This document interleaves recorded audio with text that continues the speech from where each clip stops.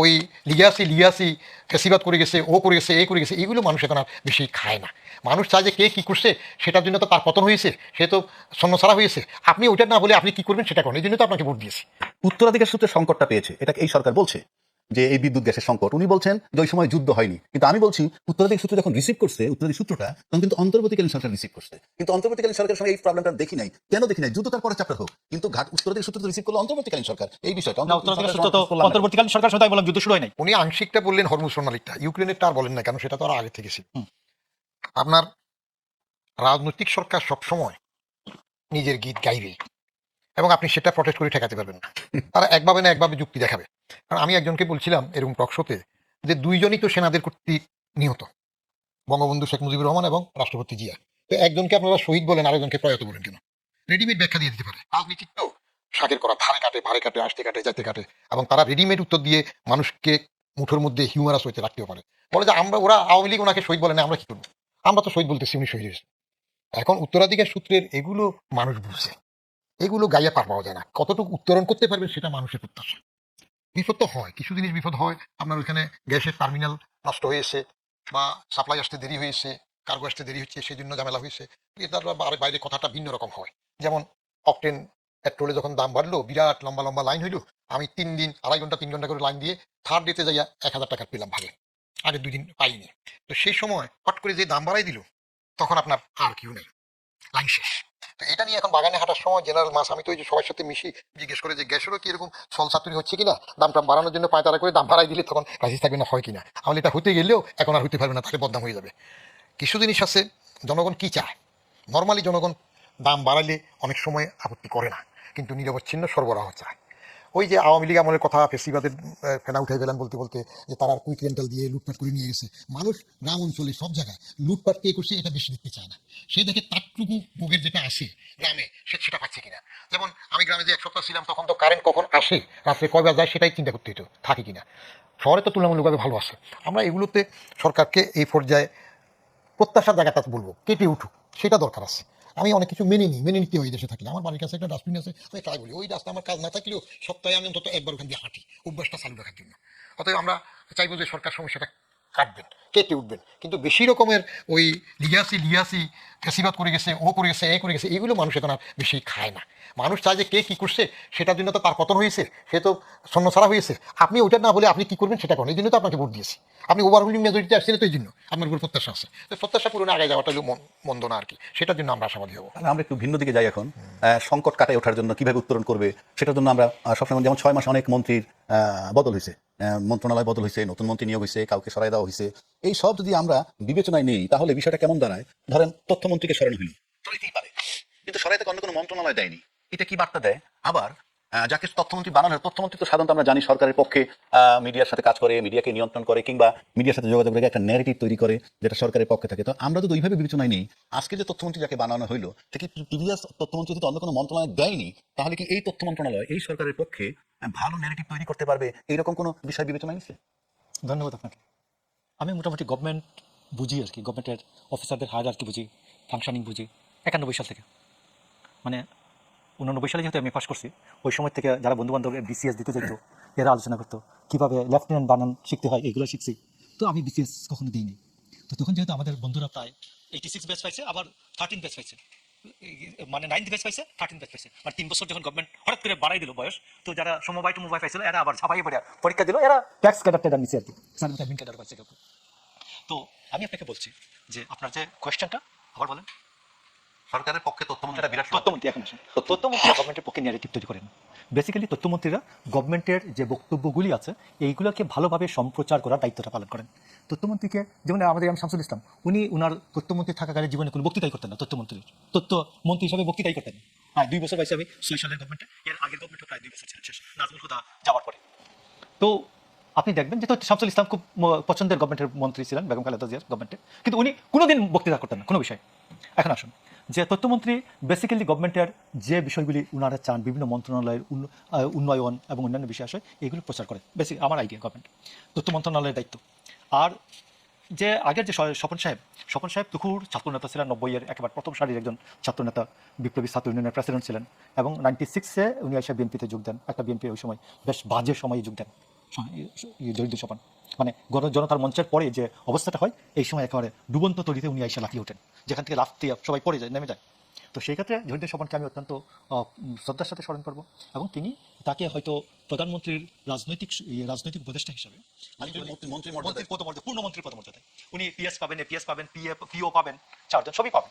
কিন্তু আমি আপনাকে বলতেছি, হিসাবটা হলো একই ব্যক্তি একই পদে একই রকম অ্যাক্ট করে, 2 জন ব্যক্তি একই রকম অ্যাক্ট করেন না। আপনি স্যারকে যদি এখন মন্ত্রী বানান আর আমার মন্ত্রী বানান, আমার মন্ত্রণালয় আমার গরমের ছুটে মহা ব্যস্ত থাকতে হবে, সচিব থেকে আরো সবাই। আর স্যার হয়তো খুব টেকনিক্যালি একটা করে নোট দিবেন, উনি নোট দিয়ে অবস্থা আমি বানিয়ে নিয়ে আসো, আগে বানিয়ে নিয়ে আসো, এরপর বলবো সব ইয়েটি করে নিয়ে আসো, এই প্রুফ দেখে নিয়ে আসো, এরপরে আমার যদি কোনো জায়গায় পরিবর্তন থাকে আমি বলবো যে এইটা বাদ, এটাই। আমরা এই দুজনের দুইটা স্টাইল। তো জহিরুদ্দিন স্বপন যদি প্রধানমন্ত্রীর উপদেষ্টা হিসাবে অ্যাসার্ট করেন তার পজিশন, তাইলে 10টা মন্ত্রীও তার কাছে দৌড়িয়ে কুল পাবে না। যেমন আপনি মনে করতেন হারিশ চৌধুরী উনি প্রতিমন্ত্রী পদমর্যাদায় একজন রাজনৈতিক সচিব, এমনি বাইরে থেকে মনে হয় কিছুই না। আমি সচিবদেরকে লাইন দিয়ে বসে থাকতে দেখছি। নাম্বার 2, ঘ্রাণটা দিতে হবে, ঘ্রাণ দিতে পারলেই হয় না, ভালো ঘ্রাণ আপনি কত বেশি সার্ভিস দিতে পারেন, আপনি কত বেশি কতটা দৃশ্যমান হতে পারে। যে একটা মন্ত্রণালয় জিজ্ঞেস করে স্যারকে, যে কাজ করে একই সবাই ডাকে, যে কাজ করে না আপনাকে সাবেক চেয়ারম্যান, এনবিআর এর সাবেক চেয়ারম্যান জনাব মতিউর রহমান, আপনার কাছে উনি কিছু প্রশ্ন করছে, প্রশ্ন না ঠিক, আলোচনার ভিতরে যেটা বেরোচ্ছে, উনি মন্ত্রী হলে কেমন হতো, আপনি মন্ত্রী হলে কেমন হবেন, মন্ত্রী অদল বদল, মন্ত্রণালয় বদল ইত্যাদি একটা সমাধান দেওয়ার চেষ্টা করছে। তো নর্মাল করছে, আমরা দেখি বহির্বিশ্বের দিকে তাকাইলেও যিনি ক্ষমতায় যান তিনি অফিস আদালতে বদল করেন কর্মকর্তা কর্মচারী। আচ্ছা, বাংলাদেশে যদি মন্ত্রী বদলের সাথে সাথে কি প্রশাসনের ব্যক্তিদের বদল হয় কিনা, মন্ত্রী বদলের সাথে, প্রধানমন্ত্রী বলছি না, মন্ত্রী বদলের সাথে, কিংবা মন্ত্রী তার পছন্দের লোক মন্ত্রণালয়ে বদলি করে নিতে পারেন কিনা, এটা একটা প্রশ্ন। তার সাথে সম্পৃক্ত প্রশ্ন, মন্ত্রণালয়ের নীতি নির্ধারণী বিষয়ে কার ভূমিকা বেশি বাংলাদেশে, অন্য দেশের কথা বলবো না, একজন সচিবের নাকি একজন মন্ত্রীর, আপনি কি মনে করেন? দুটো প্রশ্ন। একটা হলো মন্ত্রী বদলের সাথে সাথে কর্মকর্তা বদল হয় কিনা বা তিনি বদল করে নিতে পারেন কিনা, ইট ডিপেন্ডস। যদি মন্ত্রী মনে করে যে তার জানাশোনা আরেকজন সচিব নেবেন, এবং ইফ হি অর শি, যিনি মন্ত্রী, is able to convince the prime minister, তখন ওটা করতে পারেন, পরিষ্কার তিনি সেটা করে নিতে পারেন, এবং রাজনৈতিক সরকার সেটা মেনেও নিয়ে করেন। আবার ছোট্ট একটা উদাহরণ দিই, আমি যখন ইয়ারডির এডিশনাল সেক্রেটারি, তখন আমার যিনি সচিব ছিলেন, সেই সচিব সাহেব এখন বিএনপি সরকারের এখানে আবার উনি একটা বড় উপদেষ্টা পদে আছেন। যেভাবে ওনার সাথে আমার বনিবনা হইল না, কোনো একটা সবই আছে একই সাইজের আর কি, বনিবনা হইল না। মিটিং করলাম, আমি মিনিটস লেখার জন্য ডিক্টেট করেন উনি, তাহলে তাহলে মিটিং আপনি করলে তো পারতেন, চুক্তির ব্যাপার এটা প্রধানমন্ত্রী কার্যালয়ের নির্দেশ আছে, আমার কাছে কোনো নির্দেশ না। তো এই বনিবনা না হওয়ার কারণে, যেহেতু আমি তার অধস্তন এডিশনাল সেক্রেটারি, উনি আরেকজন এখন ওনাদের পেয়ারের লোক এস্টাবলিশমেন্ট সেক্রেটারি ছিলেন হালিম সাহেব, তাকে বলে আমাকে আমার এডিশনাল সেক্রেটারি লেভেলের নিচে একটা পদে বদলি করে দিলেন। রাজনৈতিক নেতৃত্ব চাইলে কীভাবে বদলি করে দেওয়ার পরে সাইফুর রহমান সাহেব ফাইন্যান্স মিনিস্টার, আমি তখন 2টা উইংয়ের একা এডিশনাল সেক্রেটারি 17 মাস থেকে চালাচ্ছি। তো সাইফুর রহমান সাহেবের পিএস নুন নবী এটা মন্ত্রীকে বলে দিল যে আপনার বদিউর রহমানকে তো বদলি করে ফেলছে। তো মিনিস্টার সাহেব আমাকে ডাকালেন। সাইফুর রহমান সাহেবের একটা, উনি যে সাকসেসফুল অর্থমন্ত্রী, মুহিত সাহেব চেষ্টা করে সেটা হতে পারেন নাই। তো উনি আমাকে বললেন, উনি সবসময় নাম জিজ্ঞেস করেন, আসলে জানে কিন্তু এটা তার স্টাইল, এই তোমার এই নাম না, এবার বলে জি স্যার। ও তুমি কি আমার পছন্দ করো না, নাহলে আমার এখান থেকে বদলি হয়ে যায় কেন? স্যার সরকার করছে। ও ওই যে বদলি করে তার ওটা ওর কাণ্ড না, কিছু বললাম স্যার আমি জানি না, কারণ রুল অফ থাম্বে বস ইজ নেভার রং, ই boss is wrong, see rule number 1, এটা হতে হয়। তো উনি সাথে সাথে সাইফুর রহমান সাহেব সাথে সাথে ম্যাডামকে টেলিফোন করলেন, ম্যাডাম আমি এডিশনাল সেক্রেটারি বদিউর রহমানকে আপনি বদলি করে ফেললেন, আমি জানলাম না। ওটা তো প্রস্তাব দিল এখান থেকে এস্টাবলিশমেন্ট সেক্রেটারি আসলো, ক্যান্সেল করে দিলেন। তো এখন যদি চান পারে। আরেকটা প্রশ্ন করলেন আপনি, ক্ষমতা কার বেশি, এটা নির্ভর করে ব্যুরোক্রেট সচিবকে কি মন্ত্রী কন্ট্রোল করবে না মন্ত্রীকে সচিব কন্ট্রোল করবে, কে কাকে কন্ট্রোল করে সেটার উপর এটা হতে পারে, রুলস অফ বিজনেস অনুযায়ী ক্ষমতা বেশি হওয়ার কথা পলিটিক্যাল মিনিস্টার, অনেক সময় সেটা নাও হতে পারে, না হতে পারলে সেটা তার ব্যর্থতা, সেটা মন্ত্রী। ধন্যবাদ। আমি আপনার কাছে সুযোগ পাইলে আবার আসবো।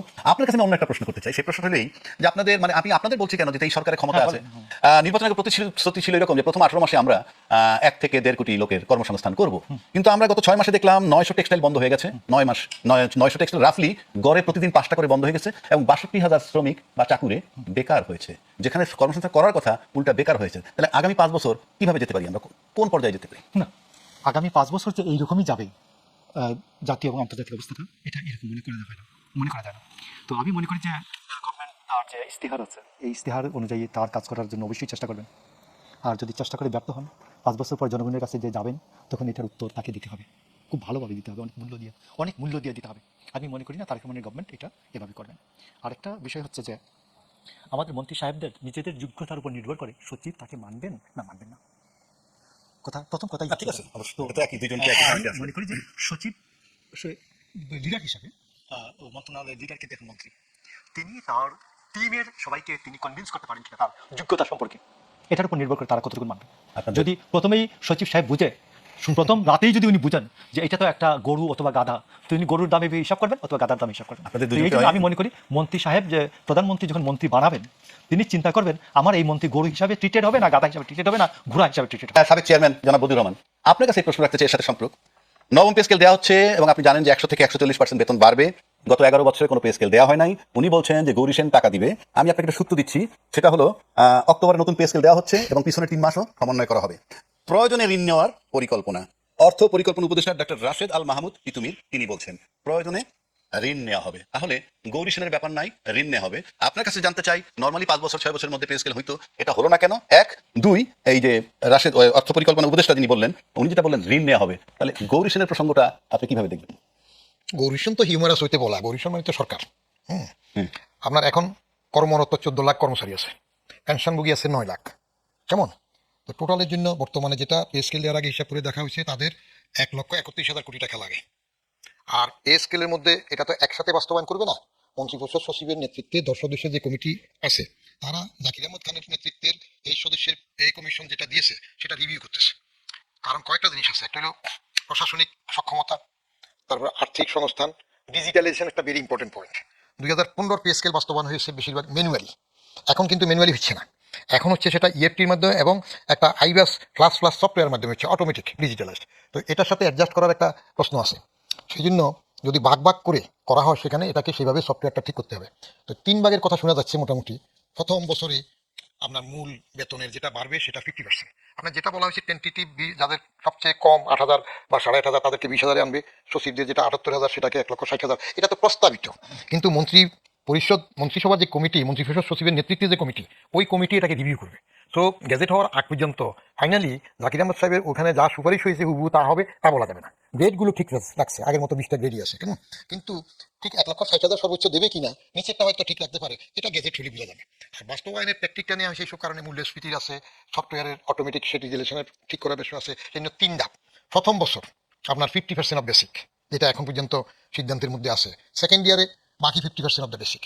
থার্ড ইয়ারে অন্যান্য ভাতা রাতা সেগুলো করবে, যাতে করে একসাথে বাজারে অর্থের সরবরাহ থেকে শুরু করে 1 নম্বর মূল্যস্ফীতির উপর বেশি চাপ না পড়ে, দ্বিতীয়ত সরকারের সংস্থাও যেন বেশি অ্যাডজাস্ট করে স্টেগারিং হইতে হয়। এই বাড়তি পে স্কেলের জন্য আবার বাড়তি টাকা লাগতেছে প্রায় 1,06,000 কোটি টাকা।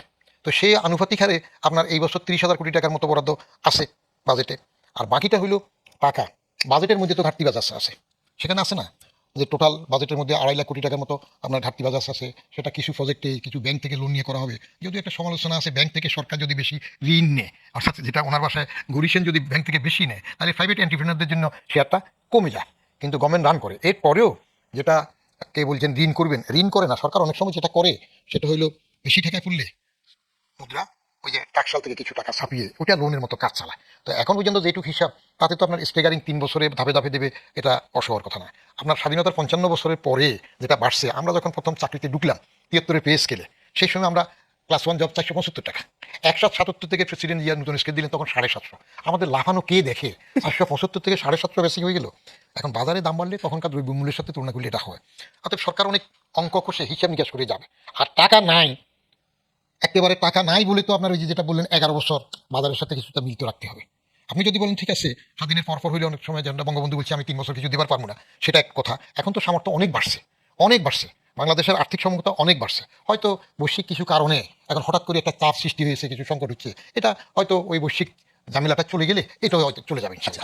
আপনি অর্থ মন্ত্রণালয়ের অতিরিক্ত সচিব ছিলেন 2005-এ, যদি আমি ভুল না করে থাকি।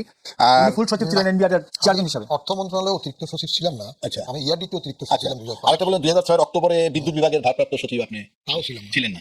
এটা অর্ডার হয়েছিল, ক্যান্সেল হয়েছে। আচ্ছা, কিন্তু 2023 জানুয়ারি 2007 থেকে আপনি এনবিআর এর চেয়ারম্যান। তার মানে রাজস্বের সাথে আপনার একটা ভালো সম্পর্ক, রাজস্ব কিভাবে আদায় ইত্যাদি সবকিছু মিলে। এবং বিদ্যুতের বিষয়ে আপনাকে নিয়োগ দেওয়ার কথা না দিলেও আপনি এই সব বিষয়গুলো জানেন। না, নিয়োগ দিয়েছিল, সেটা অর্ডার ক্যান্সেল হয়ে হ্যাঁ, গেছে, ঠিক আছে। পছন্দ হয়নি। কিন্তু আমার প্রশ্ন হচ্ছে যে আমরা এখন শুনি আমাদের যে বিদ্যুৎ আর গ্যাসের যে সংকটটা, সেটা উত্তরাধিকার সূত্রে প্রাপ্ত। উত্তরাধিকার সূত্রে প্রাপ্ত বলতে আপনাদের ওই পিরিয়ডটা থেকে, যদি আমি আওয়ামী লীগ পিরিয়ডটা ধরি, সেখান থেকেই প্রাপ্ত, এটা বলা হচ্ছে, এই সরকার বলছে, এবং আরো 2 বছর সময় লাগবে তার সংকট কাটাইতে। এই বিষয়টা নিয়ে আমি আপনার কাছ থেকে জানতে চাই। তো এর আগে ওনার সাথে একটা প্রশ্ন ছিল যে সরকারি লোকজন পে স্কেলে অনেক টাকা পাবে, দিনমজুর রিক্সাওয়ালা ওরা কোথায় পাবে? ওদের জন্য তো এখানে বাড়লে অটোমেটিক তাদের মধ্যে এটা যায়, তখন দেখবেন রিক্সাওয়ালার ভাড়া বাড়তেছে, দিনমজুরের রেট বাড়তেছে। আমি গ্রামে ছিলাম, এক সপ্তাহ একটা কাজে গেলাম, এখন সকাল 8:30টার দিকে আসবে, আপনার 2:30টায় চলে যাবে, 1,000 টাকা মিনিমাম মজুরি।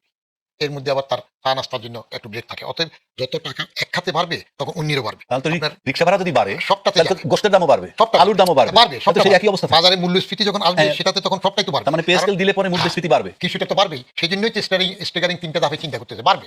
আর টাকা যখন হাতে আসে তখন তো কাঁচা টাকার কামড়ানো সহ্য করা কঠিন, তো তখন স্বাভাবিক খরচ একটু বেশি হইতে চাইবে। যেমন আমি কয়েক বছর থেকে বেদরকারি মনে করি অনেক খরচ। ইলিশ মাছ আমি 4 বছর থেকে কিনি না, দরকার নাই তো। এটা না খালি কি হয়? কেমন কাঁচামরিচ যখন 700 টাকা হয় আমি বলি খালি দাও, অসুবিধা তো নাই। আমাদের জাতিগতভাবে একটা অভ্যাস আছে, যেটা বেদরকারি আমরা সেটাতে হুমকি খাইব। এখন যেটা বললেন গ্যাস বিদ্যুৎ সংকট, এটা লিগ্যাসি রাজনৈতিক সরকার সবসময় এটা বলে, যে আসবে বলবে যে আগেরটা সব শেষ করে দিয়েছে, আগের থেকে কিছু পাই নাই। কেমন ওই আওয়ামী লীগ এসে প্রথম যখন আসছে তারাও একই কথা বলছে যে খাম্বা পেয়েছি, বিদ্যুৎ পাই নাই, যে বাজাদের বিএনপি শেষ আমলে বিদ্যুৎ কখন আসতো সেটা ছিল খবর, কখন থাকে সেটা খবর ছিল না, আসতো কখন বলে। এইগুলো রাজনৈতিক বক্তব্য থাকবে, কিন্তু বৈশ্বিক কারণে যে সংকটটা হয়ে যায়, একটা টার্মিনালে ঝামেলা হয়েছে, হরমুজ সোনালী ব্যাপার আছে, ইউক্রেনের যুদ্ধের ব্যাপার আছে, এইগুলো হবে। আর গরিব দেশে এই জাতীয় সংকটগুলো জন্য তৈরি থাকতে হয়, শুধু প্রাকৃতিক দুর্যোগ না, আমাদেরকে এগুলো মেনে চলতে হয়। মেনে চলে আমরা টিকে থাকি, আমাদের সে অভ্যাস আছে। এটা উত্তরণ 2 বছর লাগবে, আর কতক্ষণ লাগবে? সরকারের মেয়াদ তো 5 বছর আছে, মাত্র 6 মাস গেল। অস্থির হওয়ার তো দরকার নাই। আমি কিছু জিনিস বলি, আমাদের সহনশীলতা দরকার। আমরা অসহিষ্ণু বেশি। এখন এই দেশে জন্মালে রুই মাছের বাচ্চা জন্মানোর সময় তো মোটামুটি ফুটি থেকে বড় হয়ে যায় অনেক সময়। কেমন ট্রাকের চাকা একবার ঘুরে আসলে বেবির চাকার অনেক, সিএনজির চাকার অনেক ঘুরে বেশি হয়ে যায়। আপনি এই দেশের কনটেক্সটের থেকে এই দেশের সীমাবদ্ধতা এগুলো মেনে চলতে হবে, এবং সে অভ্যাসের জন্য শক্ত থাকতে হবে। শুধু খেয়াল করা দরকার, যেটা বললেন আপনি যার থেকে যেটুকু পাও না সেটুকু আদায় করতে পারতেছেন কিনা।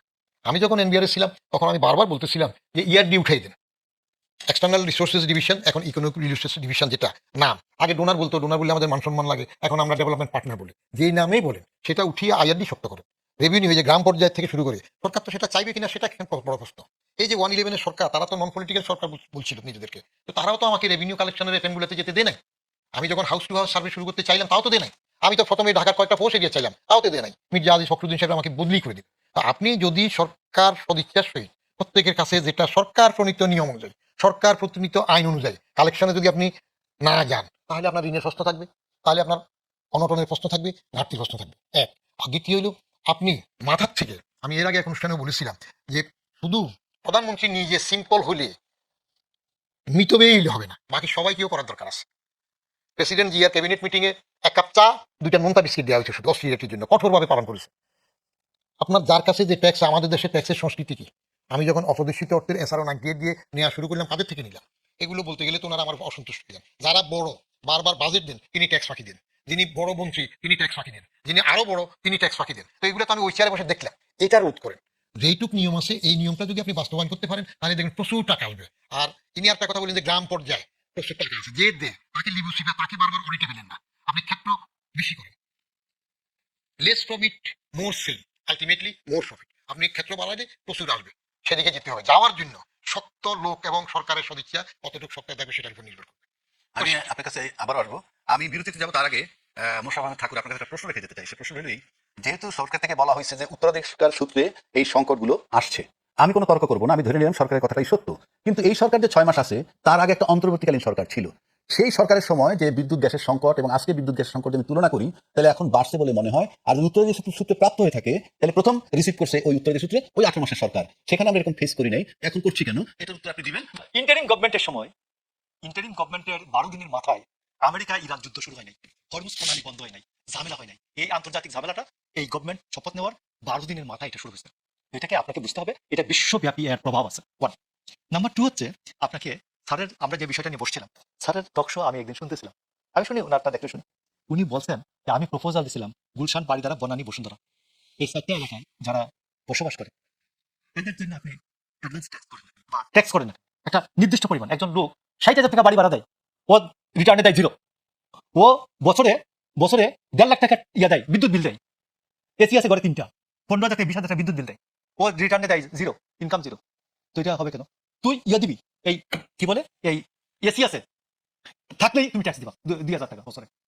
তুমি এই এসিতে মাসে একটা এসিতে 3,000 টাকা ট্যাক্স বিল দাও, তো তুমি এখানে 2,000 টাকা ট্যাক্স দিতে পারবে না কেন? তুমি 40,000 টাকা থেকে 60,000 টাকা, 80,000 টাকা, আমি জানি 1,60,000 টাকা বাড়ি ভাড়া বুঝতে, তুমি ট্যাক্স দিবা না কেন? তো আমি মনে করি যে এই জায়গাগুলি, এবং আপনি দেখবেন যে চাকরি বাজারে আমি এমন চিনি, আচ্ছা আমি ধরুন আরো এত ভিতরে গেলাম নেই, আমি এলিফেন্ট রোডে যাওয়া যায়, ইজি যাওয়া যায়। এলিফেন্ট রোডে আপনি একটা দোকানগুলিতে সার্ভে করেন তো, আমি আমার এক ফ্রেন্ডের, সে কনসালটেন্সি, আমি যেহেতু লটও পড়ছি, তো কনসালটেন্সি করতে আসে, সে তারে আমি মোটামুটি একটা ভালো ট্যাক্স দিচ্ছি। তারপর তার ও অডিটে ফেলা আছে, তো সে জিজ্ঞেস করে যে এই এত টাকা, এই 40,000 টাকা ট্যাক্স দিচ্ছেন, তো আমি তার আশপাশে তার থেকে যতগুলি, তার 500 গলির মধ্যে তার থেকে বড় দোকানগুলির ট্যাক্স কত নেয় বললাম কালেক্ট করো, কালেক্ট করে আনলো, কেউ 40,000 টাকা ট্যাক্স দেয়নি। তো তাকে ভোগাইতেছে। তো আমি অ্যাসিস্ট্যান্ট কমিশনারকে বললাম যে ভাই, তখন তো বিএনপি ক্ষমতা নেই ভাই, আপনি এই এতগুলো ট্যাক্স, আপনার এতগুলো অ্যাসিস্ট্যান্ট কমিশনার সবাই এইটাকে বলছে যে এটা কেউ ট্যাক্স পড়লো না, অডিটে পড়লো না, তো আপনি এদের সমান, এদের সবাইকে গড় করে ওর একটা উনার একটা ট্যাক্স করে দেন। তো সে মানে না, এটা একটা বড় সড়ো জরিমানা সহ একটা করছে। তো আমি আপনাকে বলছি যে